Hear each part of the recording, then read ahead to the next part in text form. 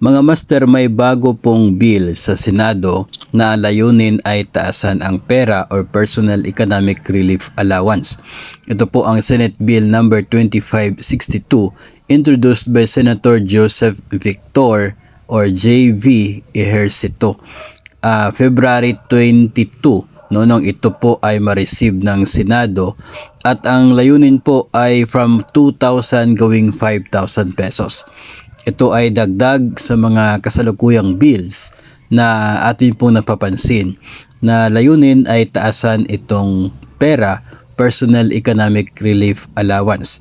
Isa sa mga bagay na gusto po ng mga empleyado ng gobyerno na sana ay tumaas naman mula sa kasalukuyang 2,000 pesos.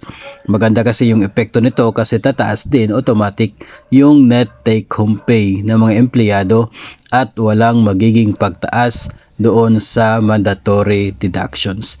As of today, February 26 ay pending pa sa committee ang bill na ito, katulad na rin ng iba pang mga bills doon sa House of Representatives at maging sa Senado rin, no.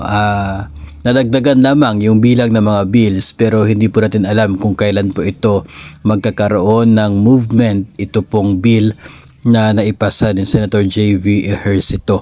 So tayo naman po ay patuloy na nagmo-monitor sa mga bills na nandoon po sa lower and upper houses ng atin pong Kongreso. Kung sakaling mayroong movements nito, kasi yun po yung mga bagay-bagay that would determine na kung malapit na bang magkaroon ng batas for a particular increase doon po sa pera. No? So, just make sure na kayo po ay naka-follow sa atin pong social media accounts para updated sa mga susunod na mangyayari tungkol dito. Basta as of now, itong bagong Senate bill na ito ay pending na rin sa committee doon sa Senado.